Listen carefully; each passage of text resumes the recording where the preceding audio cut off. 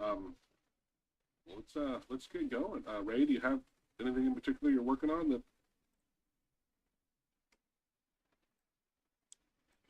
Um, well, there is something. It's probably pretty simple. Uh, Every time.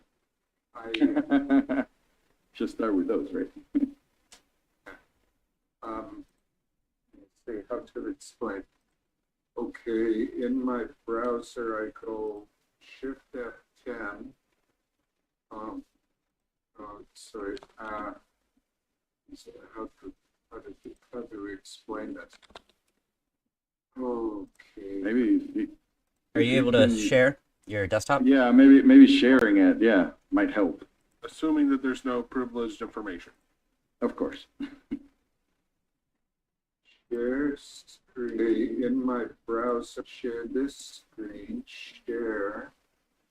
Okay, now I have to figure out how to do this. Oh, let me think here.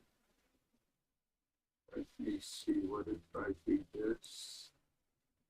And then this, and then this waiting here. And if I go here, I have 10. And what I want to automate is, I want to automate Shift F10, L for last pass, O for other, tilde, which is this one, and then fill to do that, and then it'll fill my information. And I'm just, I don't know how to tell it to do Shift F10, L, O, tilde, F for fill. Is that understandable? So basically, just a quick question. So you want to do an AutoHotkey script that does that, right? Yeah. Right. Yeah. You can use the send command, I would assume. Well,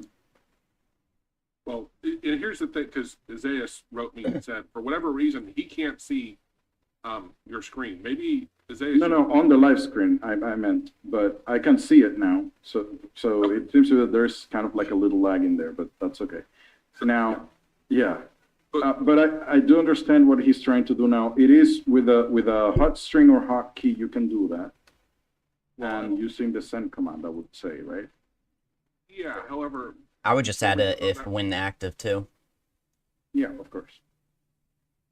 But before we go down that route, not that I want to do it this way. I just want to bring up sending keystrokes, isn't... It's not the best solution. Yeah. Okay. most robust. Especially something like this, where you're sending so many in a row and you're waiting for your browser to respond. Right. Yeah, I'd be, even more concerned. However, the other solution, and I'm guessing just from how Ray is, working to get his words around what he's wanting to do, he's not a, full developed AutoHotkey automation guru. The other solutions that we would probably take that would be more robust and more reliable, it's, we want to give you something that you can actually use and hopefully edit, if there's a tweak later, right? So that's why I just wanted to preface this with saying, you know what? Okay, Isaiah, if you want to help talk him through, or Thom, sending keystrokes to do it, and really you do one at a time, right? And Thom's correct, but it's not just send all the keystrokes. It's let's make sure we're on the right screen, send the keystroke, and then hopefully detect we're on the next screen somehow, if possible. I'll be honest, actually, I would say we don't even need auto hotkeys. We could just use auto control. He wouldn't even need to know how to program if he does need to make those changes later, because with those, it's just, it can do keystrokes without any coding needed. So that's something we could definitely do. Now, before I go into whatever solution we're going to give, I did want to confirm something. So can you go back to the page, please? Go back to the page. Right, so you are here on the keywords thing, right? And can you go to the menu again? Let me double check what your real intent is. So you're gonna use the, you want to show the menu, so that's the apps key. You want to go to the last pass menu, okay? You're gonna look for other information, and then there is something specific that you want to send there. Is that, oh, the main filling source? Can you go to that menu and see what you got there? Is that like you always gonna use the word fill in there, or no? So, sorry, those are options that will fill the information that is in that menu. Is that what I'm thinking? Yes, this will, like, if you know LastPass, Right, it would put like a password information there, right? it'll Right. it'll put in this option, this other tilde fill. That will put in. It'll look at the page, and if it needs my name, address, date of birth, it'll put that in. In whatever form you have there, is what you're saying, right? Okay, so what I meant is, and this is where my question was, if that was static information, I would just send the information directly. But it looks like it depends on the page where you're at, and so for that reason, I wanted to know that before giving you the answer. So yes, we will go with the menu for now, and let's just go ahead and program around it for now. The first thing is, let's go to hotkey. You can either set up a hot string or a hotkey, however you prefer. So let's start with a hotkey, and then you later modify that. Let's start with F1, or whatever hotkey you prefer. Put 2 dots, 2 colons. How about Control 6? Yeah, that's okay. Just put the 2 columns. And usually what I would do is just, I think you can send the apps key directly by using exactly that name, apps key. So put the 2 colons, please, to signify, right.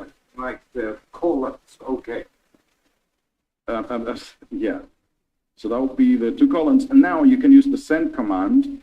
Just use send. And then a comma. Yeah, the comma is optional, but yeah, you can do that. And now you can use the curly braces to start the name of a key that you're going to send. And now you're going to type apps key, just like that, apps key.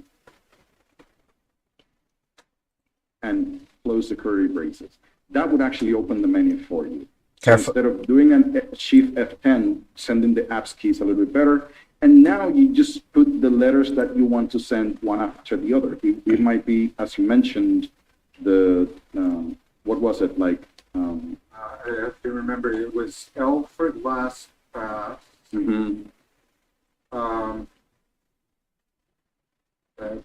just do it again. Right, here's what I would do. This is a best practices, right? First, write out what you're trying to do in native English.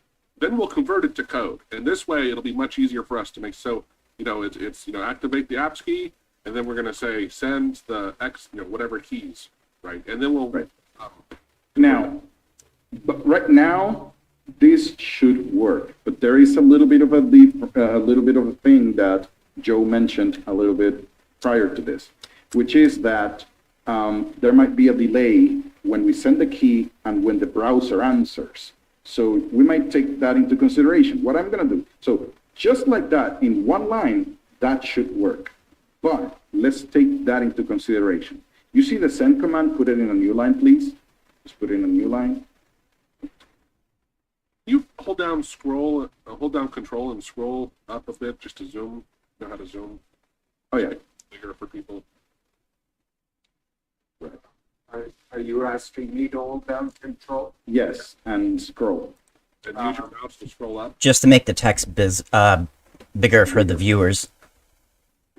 Yeah, there we go. Yeah. So, yeah.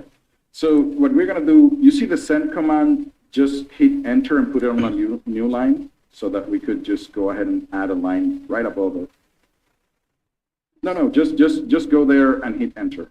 So the whole thing just goes down. Right. And hit enter again just to have one line in there. Right, now here, what we're gonna do above the send command is to put the set key delay command. Just use set key delay. And you might have to play around with And this then just so you know. putting here a setting of 100 milliseconds first. Just put 100. Do not put the brackets.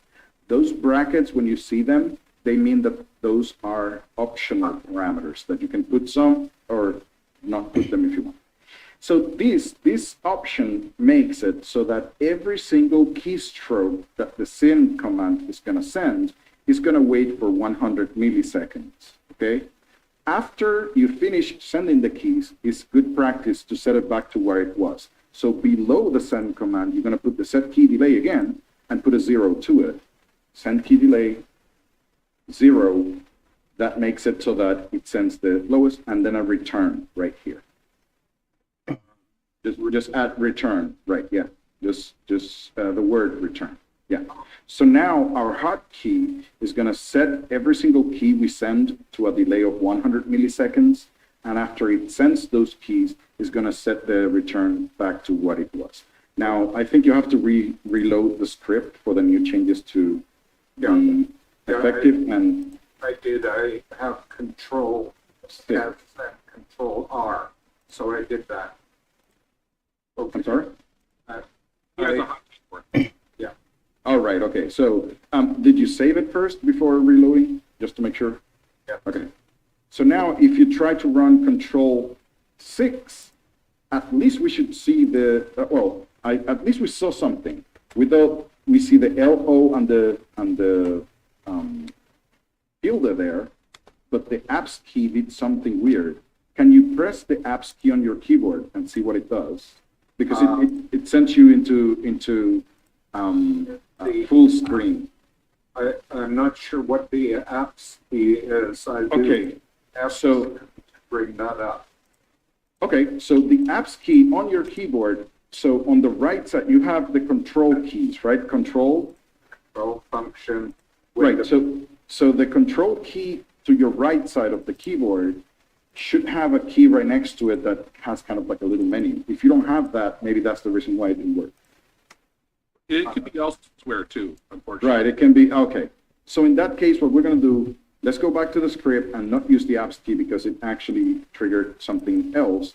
What you're going to do is remove apps key completely.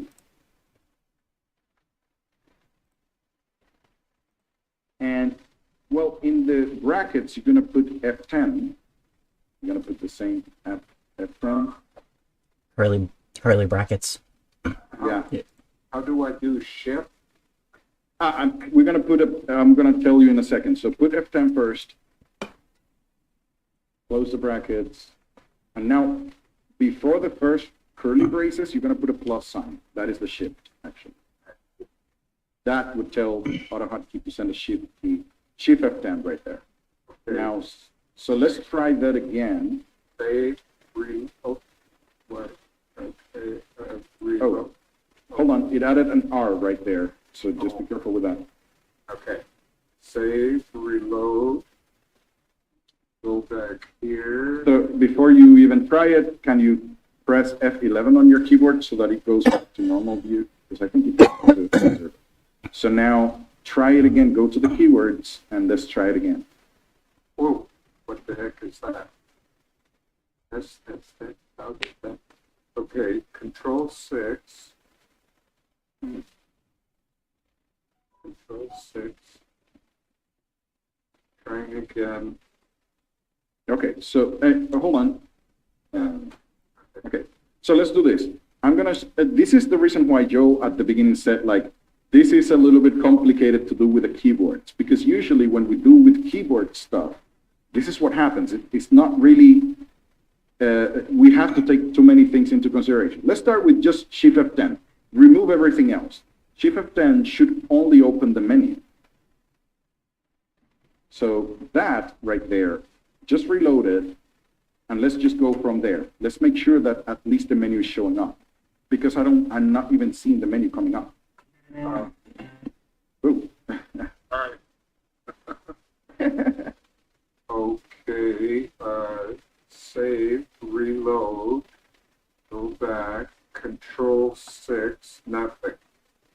is showing up. No, Okay, so that's where we should start. For some reason, that is not working. Use the word send play instead of send. Just put send play right next to it. 3 types of send. Right, let's start with play just in case, because it might be that Chrome is kind of like ignoring that one. could it be that the plus should go here? Not necessarily. No, not really. Okay, save, reload, go back here, Control 6, still nothing. Still nothing. Let's do this. Change the send command for a message box, because I'm thinking that the thing is not even working. So just put message box right there. Message box command would be MSG, just MSG, lose everything else. MSG box, right. Right, that's the command. Just hit OK, and let's try that. You should get a message box right there when you run this. Reload, Mhm. 6. So we're not getting a message box, right? Right, why not? So the point is, I think you're reloading a script that is not running. You have to run the script first. And now I'm lost. Hit F5 should launch it. Sorry, Inside site, F5 should launch the script for you. F5. Now the script should be working. Try Control 6 now.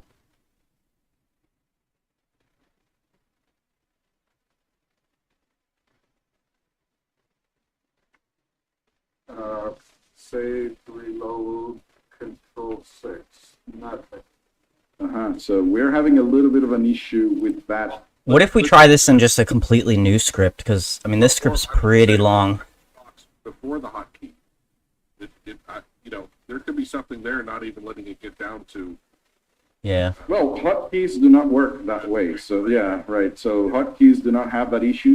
I think it is an issue with the script not running. Yeah, it's That's like almost 400 lines of code. I think it'd be better to test this in a completely new And on a script. completely, yeah. So let's save that in a different location. Right. So Do you see at the bottom corner that I have 3? right, but are those the ones? Yeah, you have 3 scripts running, but what are those? Well, they're all the same one, auto hotkey. .ashk. Okay.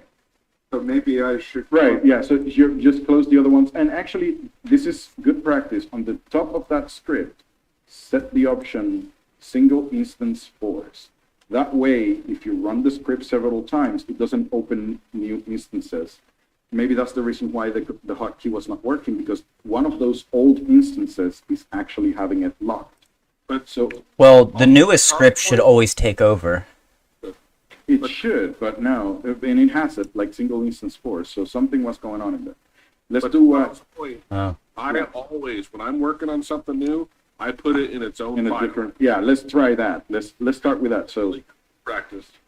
yeah, so let's go to the bottom. That hotkey, let's put it in a totally different file, named something totally different. So go here. New file, just click on new file. New. Right, paste it there. Save it with whatever name you want. Control S would allow you to save it. And it would tell you where you want to save it. It doesn't matter where you want to put it. Test.phk, right? Now run the script. So, bingo. Right, so this is working, right? Now, let's try this. Change the message box to a send, right? Now save it, rerun the script, and go to the, try it here. You should get a menu here. If the script is working fine. Okay, save. Control R for reload. Hold on, no, hold on. Here you do not have the Control R for reload because you have to set it as a hotkey right there. Okay. Load session. No. So what we're gonna do, so at the bottom of where your icons are, so you can go to the icons, you can find the icon for the script. Is that the one? The one that says test.ahk, where is it? It's not running. So run the script, please. This, You can click right here to run it. F5. Yeah, or F5. Yeah, you can click on that to run it. You should get an icon. Search for the icon and see if you find it. To see if it is running, actually. I got this down here. Oh, make it persistent. So yeah, let's go to the top of the line, the first line, just add hashtag persistent.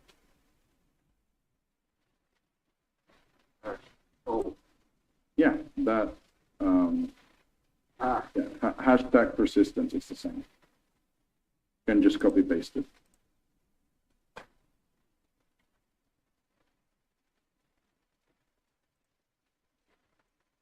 That is one. And second of all, you can now run it.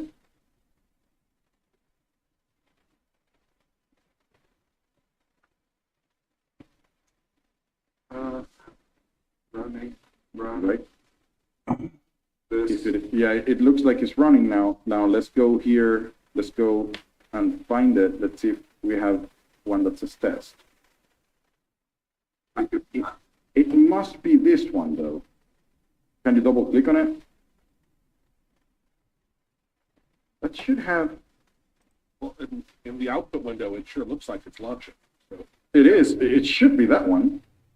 I'd still say throw a message box after line 1, before line 2. Right. Okay, so an older script, yeah, so it is actually running. It just says autohotkey.h. Well, why? I'm not sure. Well, say yes and What version of AutoHotkey is he running? not sure. So let me do this so we can take a little bit, save a little bit of time. Can I control your computer for a second? Go ahead. Yeah, so let's go ahead and request. Access. You'll see a message box pop up. Right, so let me just 1 second. You let me know when you select yes on that one. Yeah, there we go. So let's just try this. Single instance. That's the first thing. Now, let's get a message box there, just to make sure that we're getting at least something that the script is running. And then I'm going to make message box here.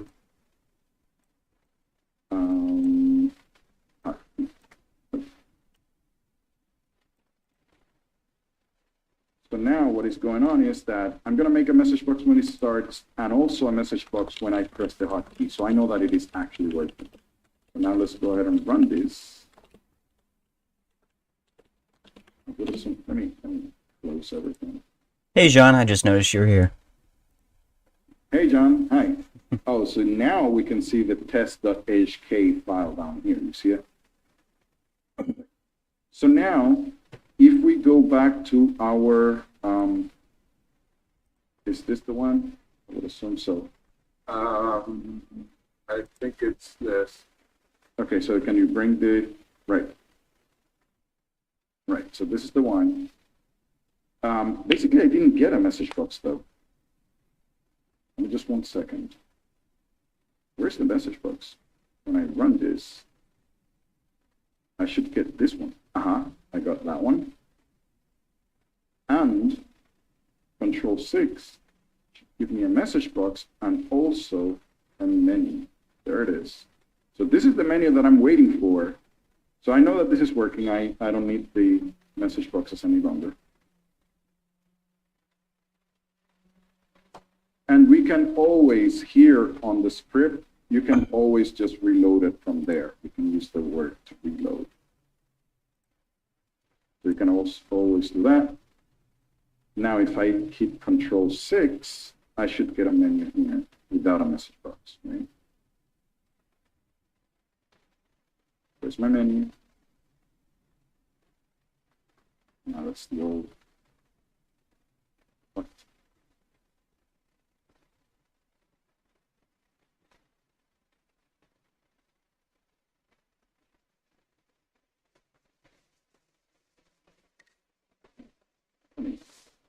close it because it's not behaving as I was expecting. Let's try it again. The thing should be running somewhere.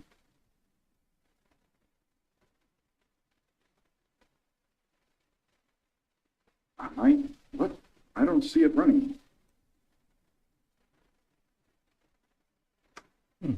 I ran the script. Where is my script? There we go. It took a little while for it to open.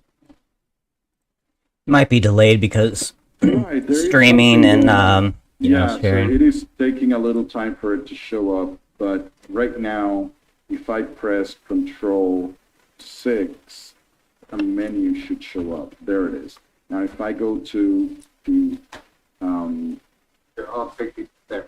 yeah, so from here, if I press Control 6, I should get that menu there. So that is working. So now that we have that actually working, we just add the other things that we needed. You said LO, so let me just 1 minute. Right, so Like LO tilde. LO tilde and then F, I think it was what you, Yes. right, so let me just 1 minute. I think that should, oh. So right now, let me just 1 minute. Let me do that one. So we're good. So we're good here. I just saved and let's just go ahead and reload here. So now if I reload it, let's make sure that it, hold on, give it a little time because actually, let me close it and reopen it because I've noticed that sometimes it takes a little long to show up and we think that it's not working, but it is. So Yeah. Yeah. right. So let's really close it first and then, because that way we can make sure that the latest version is showing up. Notice, look at that. It is frozen right now.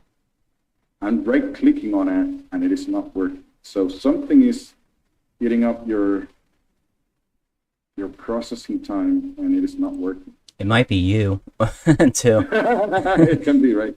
Oh, I think that's the new version now. Yeah, so it now showed up, right. So if you could, no, well, I was just going to say like exit, but Okay, ready to test? yeah, can you close it? Control 6. We do not test it yet. Because, no, we should not test it yet. I want you to close it completely first. Just close it, just close it. So you mean, oh dear. Right, so right there, close it because Uh, the reason, yeah, so it usually kind of like hangs in there. You see that you cannot see the menu, right? right. It is because your computer is really slow and right now, and the script might be the older version. That's the reason why we cannot test it. Let's close it completely. Whenever your computer decides that it can do it. How about if I close it here? No, that's just the file. That's not. Maybe with the test oh. manager. No, so now he should be able to do it. So now exit it, right? Just exit now. So I want to make sure that it is closed. Now, if I run it and I see the file, then that means that we're running the latest version. That's what happened. And this is not really how it usually goes. It's just that the computer is slow. So I'm just waiting for the script to load. And the computer is taking a long time just to open the new version of it. So there's something going on. And I see that the computer is kind of like, his CPU is running to the maximum right now. So it is not AutoHotkey itself. It's just that the computer CPU is going crazy right now. And it is Edge. Edge is taking that to the next level. I'll close it. Right, and notice that the script hasn't even started yet. Yeah. Yeah, What's there the it is. percent? Now it showed up. You see that? Now it showed up. That's the latest version. But it is just because the computer is actually really loaded at the moment. So, Yeah, I don't understand what this, Microsoft Edge, anyway. I think it's Zoom. It's Zoom that is doing that. So Zoom is using a Edge view. Plus, you have an something- insane amount of stuff running on your computer. I saw like it looked like you could scroll very far. So you just have a ton. Plus, when you click that little arrow key on your desktop, you have a bunch of stuff running. Right. So now let's try it now. So Control 6 here. Let's see what happens. I thought it worked. It seemed to work to me. Uh, Yes. Up to some point, right? Yeah, it's just, it's not the right kind of page. Right. So this page is not going to be filled, but I think it should be working now, right? It seemed to me that it wasn't working. It seemed to me that it went through every one of the steps. Yes. So let's just go ahead and kind of like summarize what is going on. Our first attempt was working. The problem is as your computer was really slow, whenever we reloaded the script, we were actually using the old version and it was not, we were saying like, oh, it's not working, but it was just because it was slow, right? Right? The delay was confusing us. Right. But the thing was working, and I would like to test also with the apps key command again. I've been actually playing with that, and even on my computer, I can't get it to send the apps key. Oh, it doesn't. Oh, okay, so let's just not even try. So here's the deal. The point is, this kind of ways of automating those kind of stuff, we do know that it works. If there is one of the keys that is not working, like for example, it loaded the menu, it sent the L, the O, because we could see those, but it's not sending the tilde, or it's not sending the F, or you're missing one, you can try adjusting the delay a little bit, okay?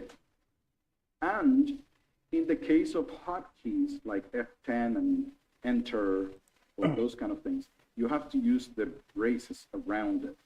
In the case of this tilde key, if it's not working, you can also put the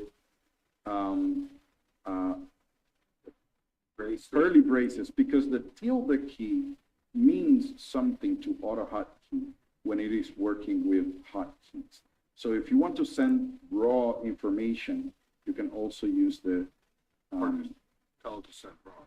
right, we can send raw. In this case, I'm not really sure if we want that because of the F10, but we can just kind of like tell it, just send that, don't send the, for example, that happens with the Alt key or the Shift key. You see the Shift itself means, like the plus key means Shift in AutoHotkey, right? If you want to send the plus sign by itself, instead of sending the Shift, you have to use the curly braces. That's what I'm trying to explain, just to keep that in mind. If the key itself has some type of meaning attached to it, then use the curly braces to send it as raw. That's what I would do, okay?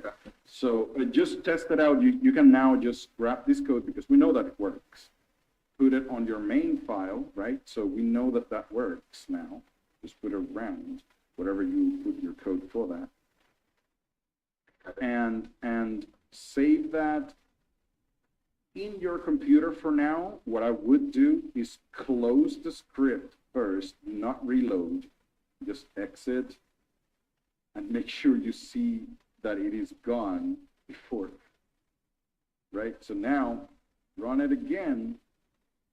And once you see the icon, then you know that you have the newest version. That's what it's, so right now, there we go. So now you have the newest version.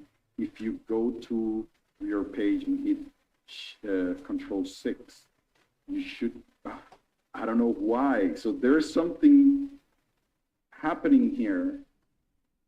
You see that? So outside in its own file is working fine, but in here, there is something that is, can I test something? Let me try something on here. Is there any type of like if statement in here that could be screwing it up? Or a setting, maybe? No if statement, but here's the beginning. We got persistent twice. least with this, what we're, so notice here, I saw something. Notice that here, you're trying to send that.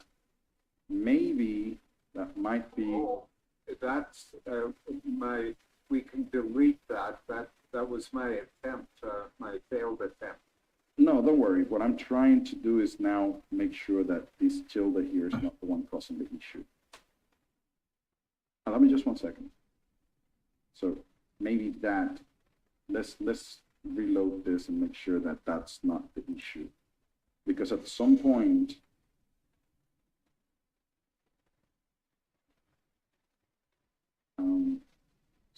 there's something in this main script. And let's try with just the shift F10. Because I would assume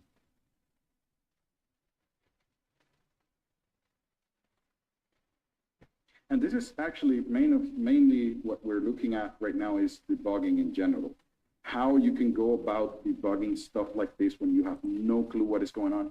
Always go step by step and see what the heck is going on, because it was working in its own file, but as soon as we put it in here, there's something in here that is interfering with it.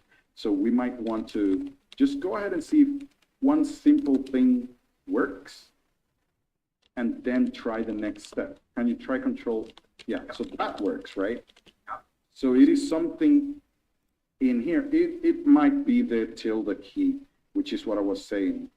The tilde key has a meaning, and if you want to send it as raw, you have to put the thingies around it. So let's save this up. Let's do the manual preload just to make sure that we have the latest version in it. So here we go. Yeah, let's try it this way. So let's try it again. Let's go ahead and open up the, hold on. Oh, you see what I mean? It is not loaded yet.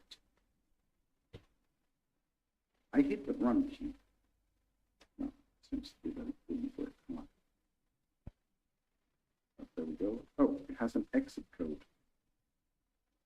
What? Oh no, now it's running. Okay, so I have the latest version now. Let's go to, yeah, let's try it now. Let's see what happens. Oh, that is interesting.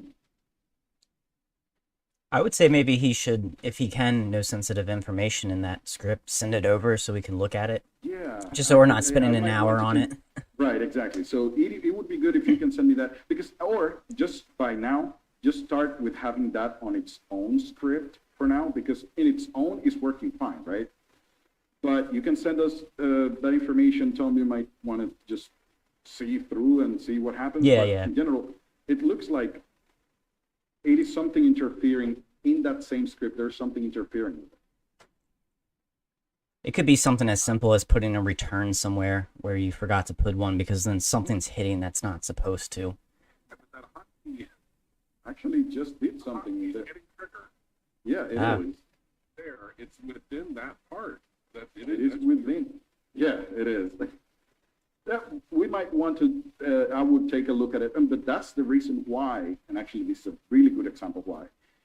So long as you can, don't use the send command to automate stuff. Sending keys is really unreliable. Like there's a lot of things that might go wrong, and it is about that. I assure you, is that tilde right there that is causing the issue. Okay.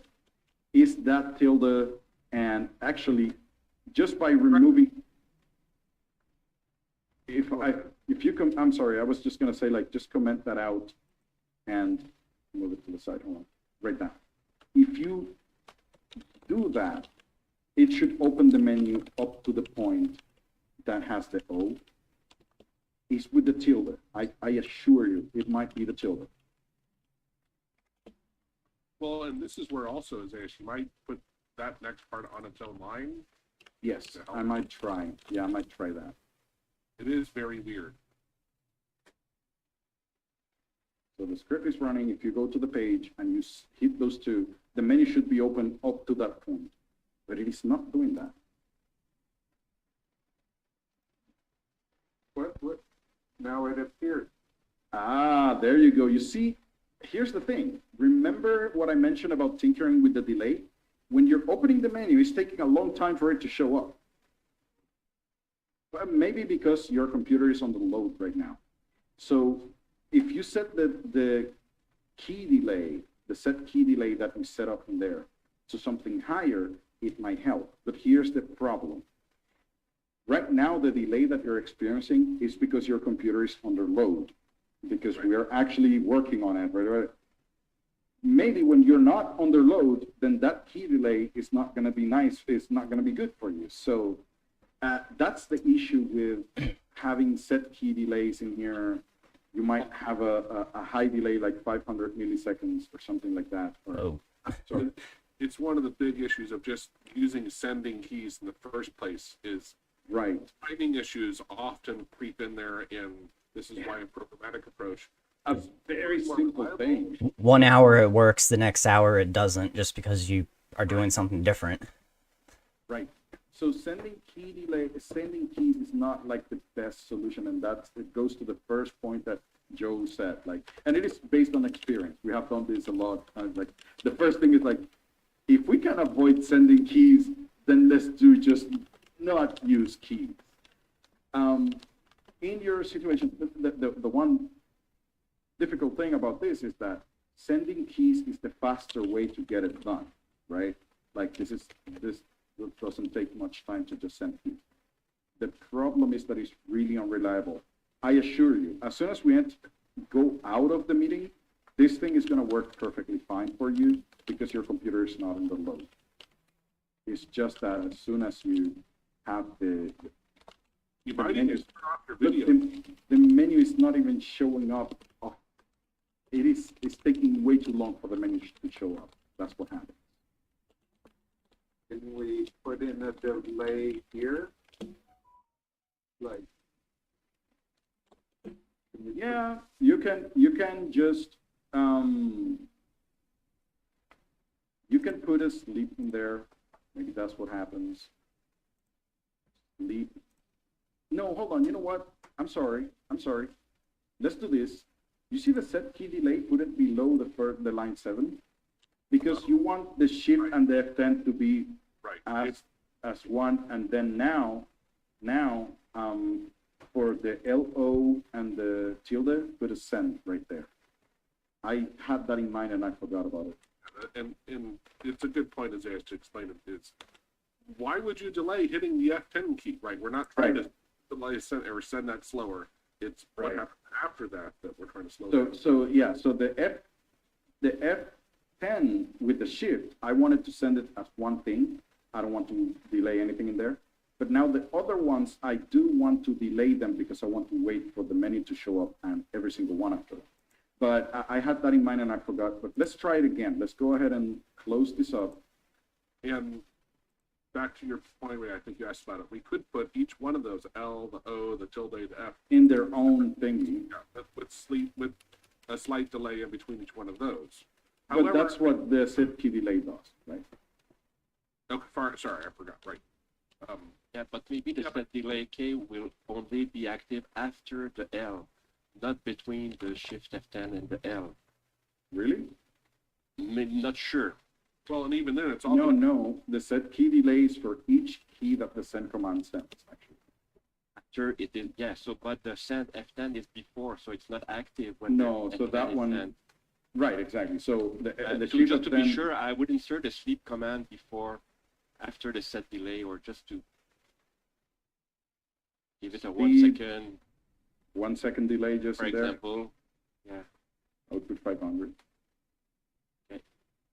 good enough. I would also say, yeah, Isaiah, I understand your solution on line 8, it sets them all, but maybe you don't want the same set delay. Oh, no, for every single one, no. Maybe there's some of them that I would want a higher delay.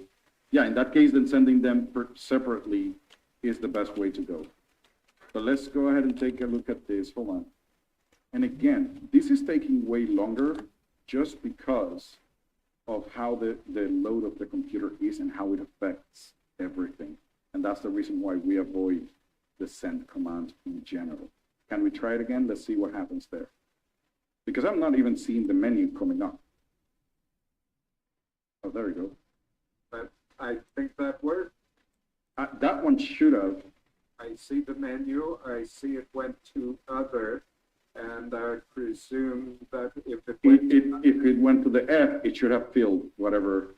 yeah, it's just, usually this is for when I'm setting up a new password or something like that, and I'm just not sure how to get that up on the screen.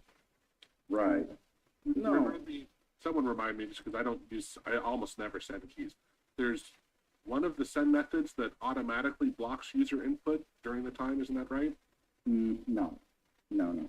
Want to turn off? It's not that it blocks it, it's that It's catching. it cues whatever you did. So that would be, It's no, the thing is that for me, there's one thing that is input block and the other one is to just cue whatever you did to play it later, which is, I think if you use the send play command, whatever you do on your keyboard or mouse during that time, it gets queued and then it gets sent.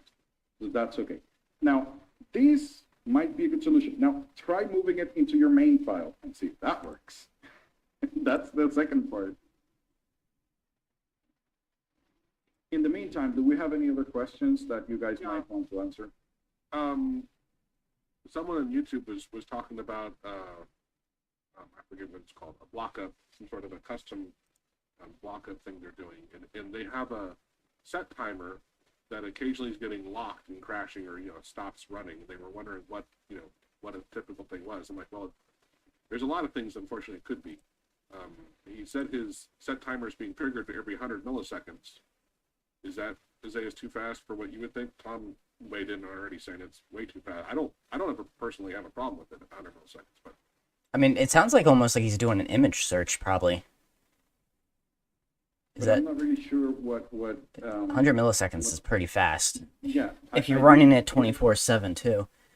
So I've had this issue before at my job, and I've never been able to explain it except for some sort of memory leak within AutoHotkeys, or the browser with them interacting for some reason. Like, we've found memory leaks with running AutoHotkey scripts, and I've never been able to truly solve the issue. So, and it only happens like at my job. So it just might be because the computers are crappy or there's all these antiviruses or something. I really don't know.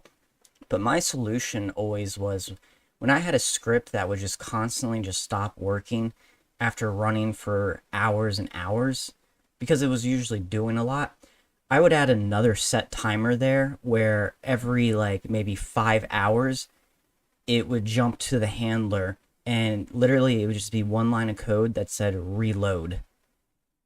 And that like solved the issue like completely. It's a little bit of a hackery way, but it was the best solution we were ever able to find because we could never find out what was really going on in the back. we basically had this conversation, if you remember, like 2 months ago. Yeah, I was trying to find the video, but I can't find the video where I And had... it turned out, which is what my opinion was I've never had a problem with AutoHotkey memory leaking. It's always a problem with my code that I wrote itself, right? Yeah. But And this has only ever happened at the office. So let me see if I understood, because that was part of the reason why I couldn't answer, if I'm understanding correctly. So he has a script that is doing a set timer every 100 milliseconds, but after some time running, it just stops. Yeah. Is that what it happened? All right. Now, in that case, usually it's not the AutoHotkey itself. It might be whatever it is interacting with, or the logic of your code is not taking something into consideration that you're not looking at. So if your code every 100 milliseconds is expecting a window to be somewhere and then do something, and that window for some reason disappears without you knowing, your script might fail, right? So, yeah, so you might want to do other things. By the way, you're still sharing your screen, Ray, just in case you were... No, that's fine. I'm just trying to find a way. It appears to me that the code is working now, and Okay. I'm just trying to find a way to do it. Test it. Yeah, no worries. Show you. But going back to where we were discussing, yes, if there might be something in your code that you're not taking into consideration that make it fail, or because if it is set to run every 100 milliseconds, it will do it, unless something interferes. If you leave the computer by itself and it locks or it does something else, it might also interfere with your timer. So you might want to, so long as if you're saying like, I have it running for 8 hours, well, something is happening during those 8 hours that is blocking your script. It's not really that the timers stop working, they keep going anyways. Yeah, there's a lot of things that it could be. It's hard to tell, especially when it's on a Right. work computer, because Yeah. you know, I don't know what they have. You know, we have this virus protection that, you know, has these rules. You have these that have those rules. So even like that could be something that's difficult to figure out. Because, you know, it could be antivirus too in the long run, because I've had that happen where it's like, why is this script going off every 100 milliseconds? It's a lot. Ray, you also might want to check out this video. It's auto control. Joe did one too. That's kind of, it does basically send commands, and you can put weights in there too. And that one will not involve any coding at all. For what you're trying to do, and you wouldn't even need auto hotkeys. It would just be in Chrome. So it might be something worth checking out. I just put it into the Zoom chat. Okay, I'll check that out. But it's something when it comes to Chrome. I prefer honestly using that over auto hotkeys, just because. It worked. It worked. There we go. Sweet. Okay, awesome. Yeah. So now just to clarify, and this is the part with people like me, if you can go back to the script right here. So can you stay here? There's a few things, and for anybody trying to do something similar, this works, and I do it with quotation marks because there's a lot of things that is not taken into consideration. The first thing is that sleep command on 351. That's going to be your nightmare because right now it's working under these circumstances. If the computer, for whatever reason, gets under heavy load and you try this and the menu takes longer than 500 milliseconds to show up, that part of the script is going to fail. So that's the reason why it's not a good idea to use sleep commands to like execute the next line. It's always good to have other ways to check that what you're expecting is there. If it is a menu, it would be like checking if that menu is present, which is extremely difficult to do. To tell Windows, is that menu present? Or it would be like searching for an image, which takes a lot of CPU. So that's where we usually end up saying like using send commands is not the best. It's the fastest, like he just made it work for now. But the problem with that approach is that you're not taking into consideration when the menu is going to take more than 500 milliseconds to load. Yeah, I see your CPU jumping up to over 90% there, here and there. For some reason. So yeah, 96%. That's the part, yeah, that's the part that this script is not taking into consideration when the load is going to jump. Something I would also mention to kind of help you out here is I don't know what processes. Maybe you have a lot of these auto starting when your computer starts. That might be something you want to look at, maybe because like you said, you don't know about Edge. Maybe Edge is auto starting and you don't want that. Like, have you opened Edge yourself? I think a big part of it is the qubit torrent I'm running. Oh yeah. Can I have control for a second there? Just going with whatever he just mentioned. One way to know what that process is all about, and as I mentioned, it had to do with Zoom, is that this MS web, this view in particular, is the new way of Zoom handling, the image sharing that we're doing right now. So whatever, if you set the process to show what the parents are, you might take a look at that. But the edge here, there wasn't this edge one. It seems to be that you have edge open for some other reason. So is the edge view is from Zoom? I would show him. Do you know how look at like the startup folder and stuff? I mean, I would see how much stuff he got going on in there. He might just have like 50 programs running as soon as he starts his PC. Yeah, notice that the help.pane.exe here is the one that has this MS Edge thing open. So maybe he has some help file going on in there that uses that. Yeah, maybe this is what is going on. Oh yeah. But basically, whenever you do those kind of things, you can take a look at that. And the auto start section of your computer might be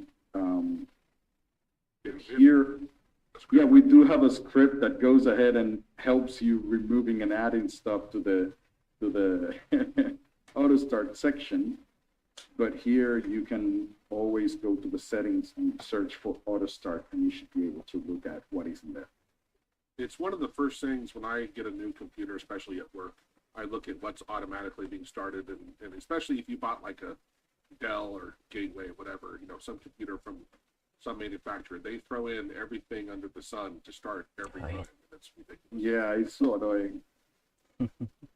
I'm familiar with auto start. Yeah. Auto run somewhere. Here, search executable auto runs. Oh, and I got this that I'm trying. I got all kinds of stuff, and I Yeah, yeah. lost my search. But that's okay. Like the point was like, yeah, it is something that you might be able to make sure that there's not many stuff running at the beginning and so on. Yeah. But in general, I think the main question that you had, I think it is solved, right? It is solved. I am complete. Thank you. Excellent. That's great. I'm gonna give up remote control here now. So Yeah, and we got a question. Zeus, why don't you go ahead and share your screen and grab the chat here in Zoom.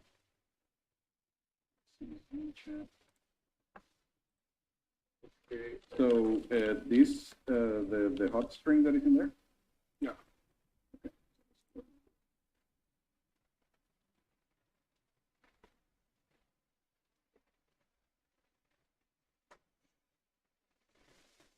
So what we have here, again, we are sending some keys, right? Let's see at the comments. He's trying to send this. Oh, hold on, but that is kind of like a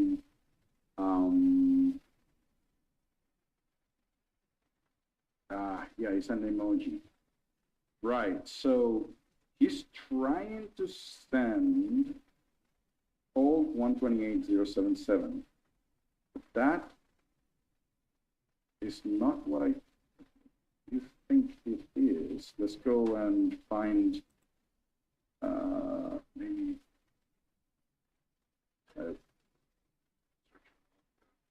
no, it's not that. I want to grab an editor that might be able to see that.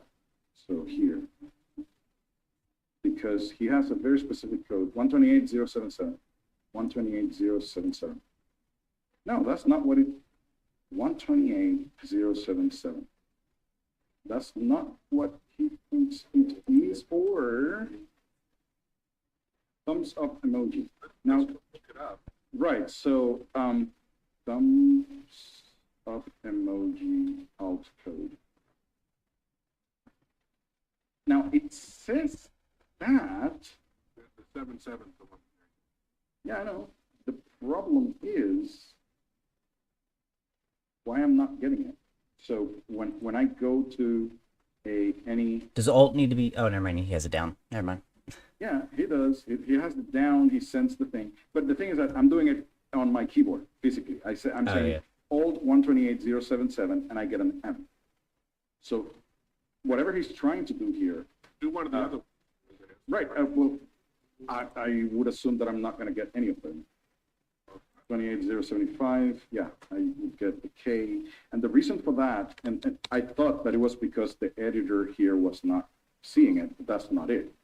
I'm getting a period when I do it on mine. That's weird. Yeah, so because that is not really how it works. I think you have to do something else. That's weird. Hold on, let me see something.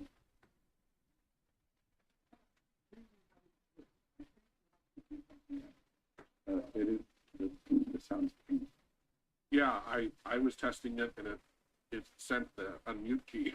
Yeah, That's because it's so M, bizarre. like, at the Yeah, end. it, I it worked. think It worked for it's me. a 0. It worked for me in Word, Oh, that's what I meant. So and probably then the I editor. see the thumbs up. Right, so that's what I meant. So probably the editor is the one that allows you to put that type of code. No, I got something. All right, so maybe the font. The font is the one that would allow you to do that. So I was semi-right, trying it in a different, I'm with you know, Calibri font. Calibri. So let's use Calibri. So if I do 128.077, yeah, there we go. Yeah. So it is dependent on the font. So now, if I have the code, and that's the first part, how to test this code. So let's try. Incidentally, Thom led a webinar on encoding, and if you're new to any of this stuff, it's a really solid, lesson to learn of encoding sucks. Okay, so we have delays and keys in here that I'm not really sure they are needed for now. Now, the other thing is, in this case, instead of sending keystrokes like this, we might want to, yeah, because this alt down is just being sent for this one is what you're saying. Let's try that and see what happens here. So, yeah, it is trying to do something. Let me see, alt 1. Right, it is trying to turn on the auto save right here. Alt 1 does that. Question is asked. To do this, I need to use the numbers on my keypad. Yes. It won't work if I use the numbers in the top row of my keyboard. That So is is it right. possible that you have to do something different to send the Yes. numbers from the keypad? Yes, I don't know if you can do numpad 1 like this. I think you can, if I remember correctly, you can access some keypad stuff like key list. Sorry. And you can have the numpad keys. Yeah, here we go. Numpad 1 and 2, those kind of things. So we could basically, and let me do that in VS Code so that it's easier. Just go ahead and, What's he trying to do? Thumbs up? yeah. Okay. I'll have that. And I think, like, instead of sending all of this stuff, I might just try to send the character itself with send. Instead of sending the keys, I might send the characters themselves. So I could just convert this into this thing, and Why isn't that? probably, let's try that. Let's see what happens. Let's go to Word. There you go. So the reason why it was not working was because of the numbers that you were sending. If you send the numbers themselves, it's not going to work. And basically now you can comment everything into one line, right? It's just to reiterate what we were saying with the earlier conversation. When you're sending strokes, right? Yeah. Like the A program lot of might treat it differently than what you're thinking. yes. So right now, what is going on is that this is going to work in Word with, hold on.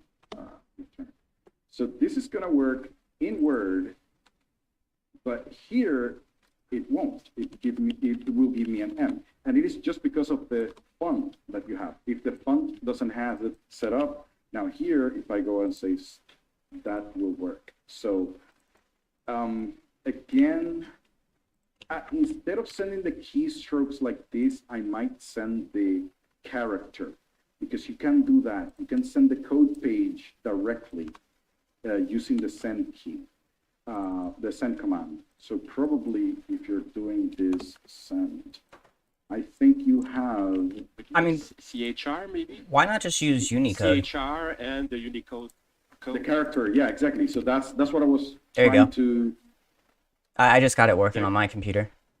okay, what do you get? I get the thumbs up, but I have to use a variable for some odd reason. I can't figure out why on that. But it works with the Unicode perfectly, at least in Notepad. But I would test it in a few other places. Oh, you sent it. Okay, so let's see. Yeah. Share the screen again. So Took a little tinkering, but for some reason I had to use a variable. right. So this is what I meant. Yes, you can do this. Now, what happens is that if you're sending this thing here, now you would have to put everything in quotation marks. So that, I would assume that works. Oh, that might be So- what I missed, is the quotation Right, marks. so is the quotation marks, if you don't Yeah. do that in this sense, Evaluated. Yeah. right, so F3.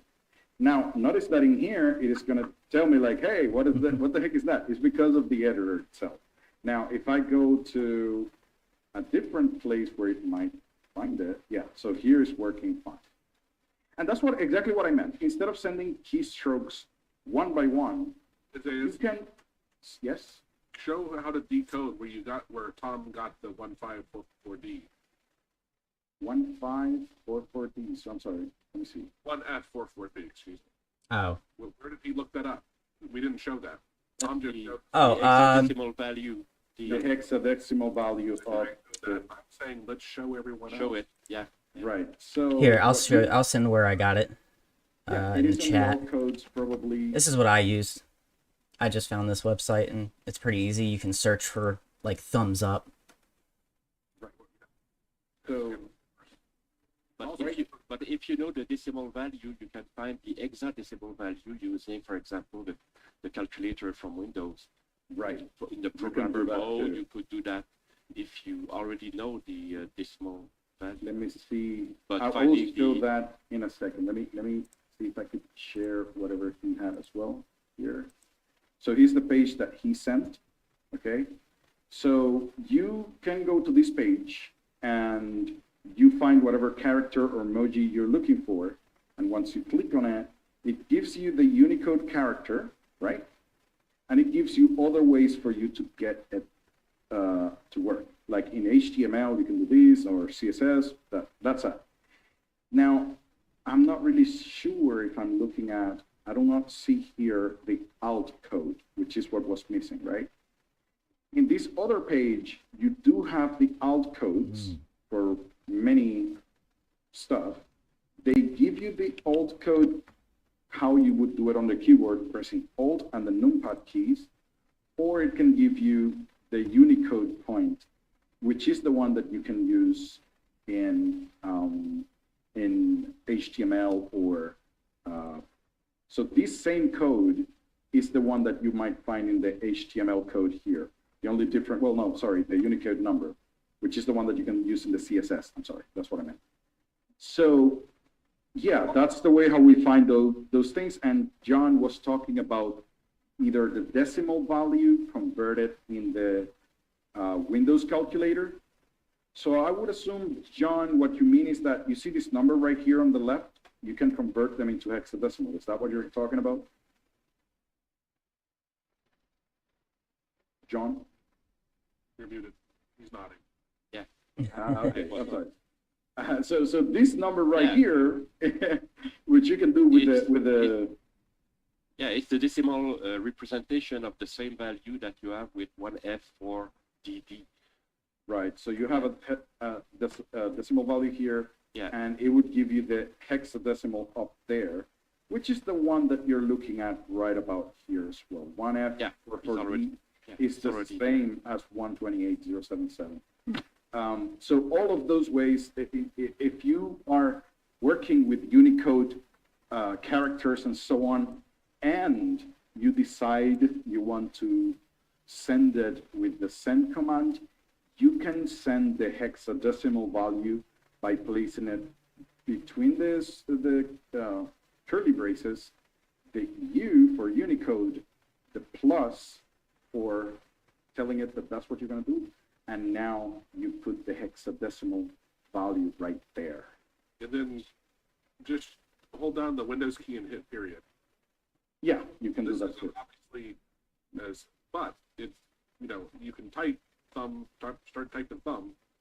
Yeah, you can just go ahead and thumbs, and it would give you whatever it is. Now notice that, and this is the good thing about doing it through Windows like this, because the editor where I'm at right now, notice that it doesn't understand it, right? But it was actually giving me, I don't know why it was, is that like a preview or something? Yeah, it goes ahead and deletes it. I don't know why. That's interesting. So yeah, it just goes ahead and doesn't know what to do with it. But there is a way for it to just figure out what the correct encoding is. That is Somebody had a just question that about the expanded on this. encoding for that. He was wondering if there's a specific version of AHK needed to send Unicode. He says he thinks he remembers reading something about that. I actually don't know the answer to that. Yes, you have to be careful with the version that you're using, because when you install it, it comes with different AutoHotkey versions like this, okay? And there's one that is ANSI, the other one is Unicode. Automatically, when you install it, it installs the Unicode 64-bit. That's the one that it installs automatically. Well, just to clarify, installs all of them, right? They're all put there. Yeah, but yeah, the one that you're using here, this one here on the top, the one that says AutoHotkey.exe, that one is usually, if you didn't change anything with the installer, it's going to be the U64-bit for that. What I do is that what you can do is just usually just delete one of them, if it is not running very well. Nothing's using it. You can delete the main AutoHotkey, copy the one that you want, if it is Unicode 32 or Unicode 62, whatever you want, just copy it and rename it to AutoHotkey.exe, which is what AutoHotkey really does.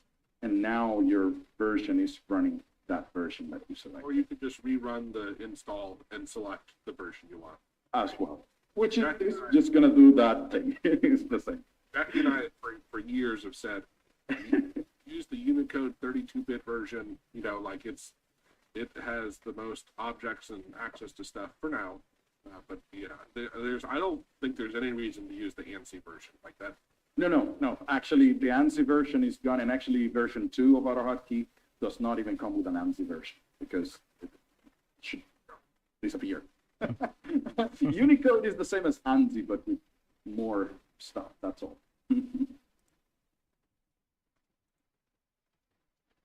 All right, does anyone else have any? Oh, I see them in blue. Anyone else have any other questions? Someone wrote a question earlier on up in here, and what was it?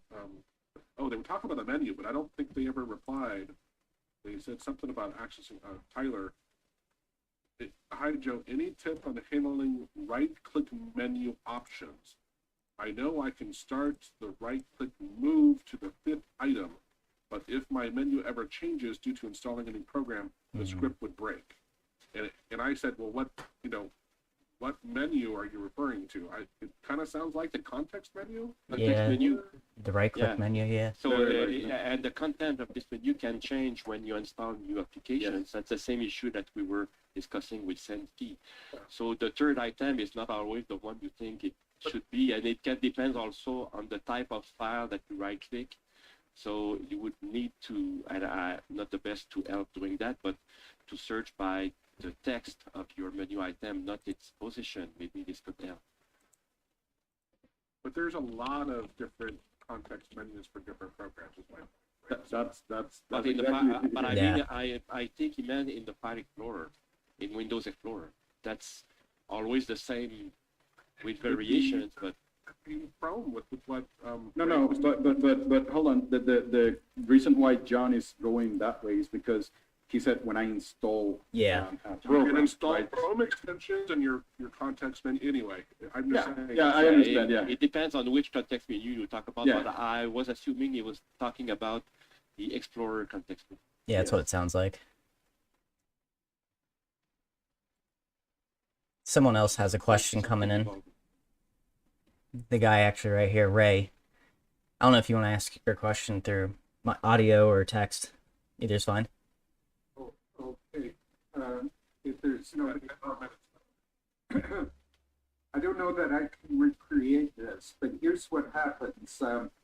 It's just on the text. It's like a expanding text, and I'll put in the short form, like say I type period REM, and then I hit enter. Nothing happens, and then I do it again, period REM, and the second time it'll work, and then it'll continue working. Do you know what's happening there? Like the first time it doesn't work, and that's what puzzled. No, the first time it doesn't work, the second time it works, and I don't understand what's causing that. I hope so I'm not sure if somebody else has any idea of that, but so what you're saying is the first time you do the send, it doesn't work, and then the second time it works. the first time I type the shortcut, it doesn't work. Then I type it again, and then it works. Which code is this? Is this the one we worked on? Hold on. I It's the same file, yeah. No. Hold on. If you, because you said that you press the enter key to send it, is that what you're doing? This is just a like I'll be in Word. I want the expanded text. I go, all of my shortcuts, I start with a period. Yeah. But my question is, when you want it to be sent, is when you press the enter key? Because I know that the tab key, the space key, and others are used to send strings by default. But there are some Enter is one of the N keys that can be used. Okay, It that's depends what I on your wanted to preference. know. Yeah, I think it's your preference what key. But space is the most usual for me, for example. Right. Or even me, I prefer to have a screen without the N key. So as soon as the hot string is typed, it's expanded immediately. Right. Now, here's the thing. So he has .rem and he expands to some text. It's just text. Is that a multi-line text or just one line? Online. Okay. Let's cast this. You know what? Now that you've said this, sorry. Oh, here I have it. Okay, go there. I can't. Oh, okay. Wow. Okay. You know what? I made a mistake. I don't press enter. You're right. What I do is I press space. Sorry about that. I was Right. No, it's okay. to expand it. So when you do the space, the first time it doesn't work, but the second one it does. Yeah. Now, here's the thing, because I've seen that in certain situations when I'm working with hot strings. If you start with a hot string, but you didn't finish it, for example, sometimes when I hit backwards and press another one, for whatever reason, it doesn't work. Sometimes you're in the middle of a hot string. AutoHotkey thinks that you're in the middle of a hot string and doesn't accept the other one. I don't know how to explain that. And usually just hitting enter or going into a new line, it works. It has happened to me many times. The only problem is like, It only happens with this hot string, or it happens with others at any other point? All I have is hot strings and maybe two or three Hmm. little control, but mainly I just said, okay, but I think I understand what you're saying. Like if the shortcut is REM and I go period RE, and then I get distracted and do something else. And then, and it can happen, it happens very often, like, and actually you started a different hot string or something, or the text that you're typing contains part of what might be a hot string. Like, for example, you're writing http dot, website.com.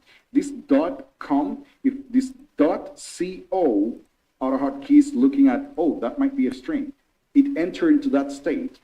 And then when you type .re, whatever, it doesn't see it just because it was already in a different state. It might happen, and sometimes it happens to me very often. It's just that I just hit a space, hit backwards, and try typing it again, so that AutoHotkey knows that I'm trying to type a hot string. It's one of the reasons why I put a period at the end of every one of my hot strings. Instead of at the beginning. It's not that it needs it, it's that I make sure that I'm using it properly and I'm not getting words from other things. And even then I have false triggers, but Yeah. so a period and then you hit space and then it triggers it.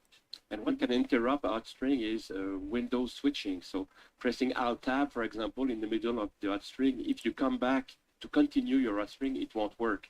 And sometimes the window you are working in can lose the focus because of something else on your computer. So this could also interrupt, but it would not happen every time. It would happen just by bad luck at some point.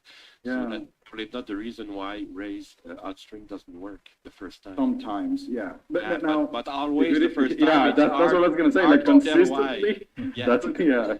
Could he look at the last line's run to help figure out what Yes. interfered and what happened? Well, Yeah, I don't know if it would- no, it would not tell you what interfered, but it might give you a clue as to where it stopped working, because you would see what the last line the AutoHotkey yeah, it- noticed was. Yeah. well, if the other one got triggered, at least you would see Yeah. that. Yes. Can we show him real quickly how to do that? Because I don't know if he knows. Okay. Ray, do you know how to pull up your what was run last? No. We're out of time. With any script, any AutoHotkey script that has the normal menu there, you have an option that says open, okay? And that would allow you to go ahead and take a look at the lines most recently executed. They show up by default, and it would let you know what was the last thing the script did. And you can always press F5 to refresh and see if the script is actually doing a loop or something like that. Now, if you want, you can also trigger a script to do that by using the last lines, or what was it? No, view. I had the view hotkeys. Oh, I forgot about that one. View last lines. Is that the one that you're saying? Yeah, hold on. I remember. I mean, list last lines. Right, I know that we had like list hotkeys or something like that. That's one of them. But there's another list lines. That's the one. Yeah. List bars is another really good Here we one. go. Yeah. Okay. List bars.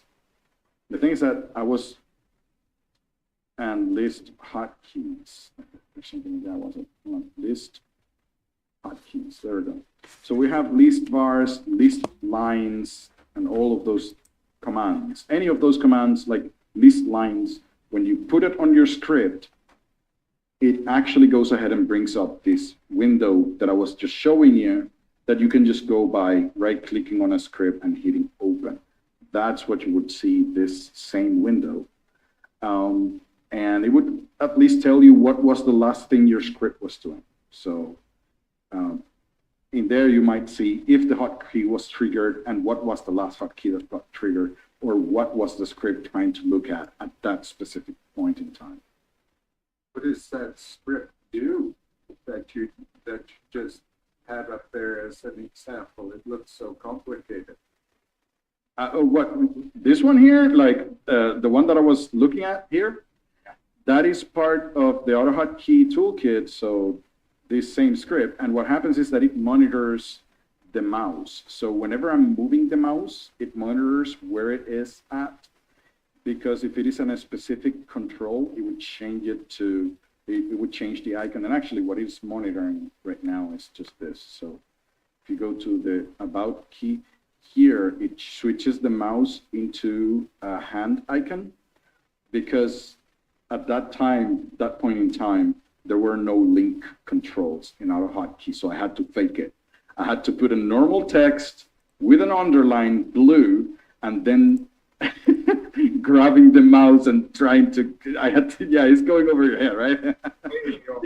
No, but basically that was the point. The point was that was this, which is totally normal for us now, having the mouse on top of a text and changing the mouse into a different icon. It is totally intuitive now, but at that time there was nothing for it. So what I did is I faked it. I You actually, still have to do it if you have buttons, for example, in the GUI, and you have the buttons to be with the Yeah. hand. Yeah. So you have to manage it manually. It's not so right now for AutoHotkey, right now in its current version doesn't do that for buttons, right? But basically what I was doing was just that, just taking it, and the script is constantly doing that all the time. And as I've told Isaias, or Raptor X, if you look for his HK Toots channel, it's one that like 10 years ago, probably, I rewatched over and over and over because I borrowed that approach from him to make my Or hyperlinks. something else.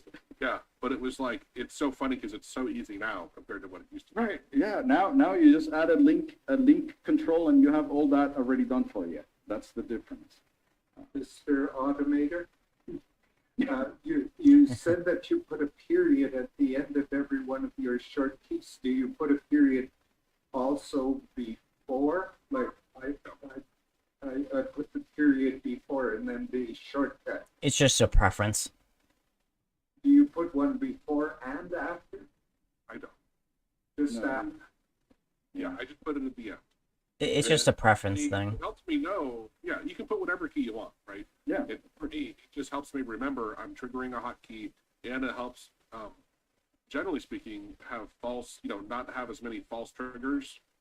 A few things like paths to files, I actually don't, that's where and I have a dozen of those, paths to folders that I use very frequently, so I can type something, and those I begin with a P period, and then I put in the path, put in my name of it, but those I don't end in the period, because I've already, using the P period at the beginning, kind of neutralized the issue of false triggering. I think in his rate, what I would do in your case is to add the option to trigger as soon as you type it, instead of having to press enter or space, depending on the keyword, right? So there might be some things that you just want to type dot pair, and it just does whatever you want. But there are some other situations. So to do that, in case you don't know, this is one of the settings that you can do on hot strings. Just a heads up, we're running out of time pretty much. Yes. So if you have .per, this is a test. If you keep it like that, you would need a space, a tab, or something to trigger the hotkey. But you can put an asterisk here in the options to let it know that as soon as you type .per, it just goes ahead and replaces it.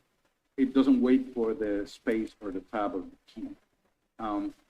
That is good usually when the hot string itself is really unique. I wouldn't do it with .co, because then whenever you're trying to type a website, mysite.com, it would have an issue with it. Notice that it didn't trigger. And it is because I think I was not running. But mysite.com, it would not, let me see, let me double check something. Oh, because if I'm in the middle of typing something, it doesn't trigger. But if it is by That's an itself, E, yeah, right. yeah, if you put it by itself, it actually goes ahead and just types it. But you might get some false triggers if you're not, careful with it. But I usually use the auto, just do it like that. Yeah, and put the O there instead of the asterisk. So if you have a password or something, what's nice is that way it doesn't add a space at the end, right? So I use those a lot for usernames or passwords. That way you don't have to, it doesn't add something to the end. Thank you for all that. I thought I got the period before the short form from one of your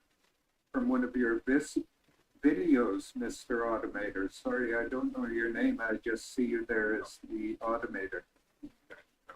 It's Joe. Joe? Okay. Yeah. No, I got it from your video and that. Right. Anyway. But Joe's legally changing his name soon to the Automator. First name The. all right. Well, thanks everyone for being here. Yeah. Thanks, guys. Here. Bye. And don't forget, AutoHotkeyCon is coming. And if you guys have any recommendation on videos you want to see, just comment on my newest video or something. Give me some ideas on something maybe I don't have. Maybe search for it first to make sure I don't have it. And yeah, I'll see you guys next Friday or on the next video, which is coming out tomorrow. It's Windows Task Scheduler, how to auto run scripts. So basically how to make a script run at a certain time. I've done a video on how to put it into your startup video or folder, but this is a nice way to do it if you want to schedule it for a certain time versus just when you start up. So that's a great way to be like, oh, I don't want this script to run when I start up. I want it to run when it's 3 o'clock or whatever. So yeah, I'll see you guys later, and thank you, Matt Base. Peace out.